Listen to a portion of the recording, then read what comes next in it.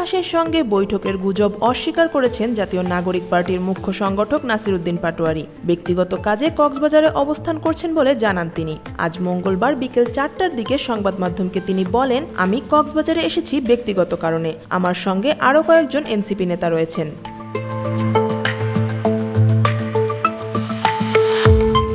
তার সঙ্গে থাকা এনসিপির অন্য নেতাদের মধ্যে আছেন হাসনাত আব্দুল্লাহ, সার্জিস আলম, তাসনিম জারা এবং খালেদ সাইফুল্লাহ। গণ অভ্যুত্থান দিবসের মতো গুরুত্বপূর্ণ দিনে নাগরিক পার্টির নেতৃবৃন্দের ঢাকার বাইরে থাকা নিয়ে সামাজিক যোগাযোগ মাধ্যমে চলছে তীব্র সমালোচনা। এরই মধ্যে সামাজিক যোগাযোগ মাধ্যম ও কয়েকটি সংবাদ মাধ্যমে দাবি করা হয়, যুক্তরাষ্ট্রের সাবেক রাষ্ট্রদূত পিটার হাসের সঙ্গে সাক্ষাৎ করতেই এনসিপির কয়েকজন নেতা কক্সবাজারে গেছেন।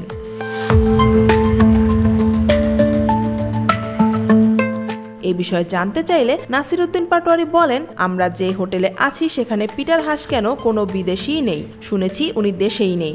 আমাদের নিয়ে একটা মিডিয়া প্রোপাগান্ডা ছড়ানো হচ্ছে। মিডিয়া ইন্টেনশনালি এই কাজটা করছে।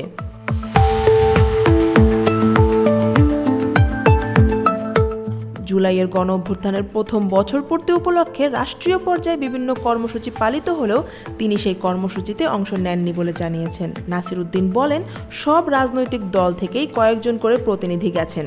এনসিপি থেকেও প্রতিনিধি যাবে, তবে আমি সেই অনুষ্ঠানে যাইনি।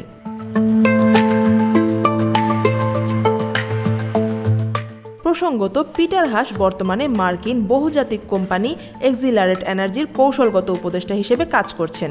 2022 সালের জানুয়ারি থেকে 2024 সালের জুলাই পর্যন্ত ঢাকায় যুক্তরাষ্ট্রের রাষ্ট্রদূত হিসেবে তিনি দায়িত্ব পালন করেন। Afia Akter, desk report, Dhaka watch.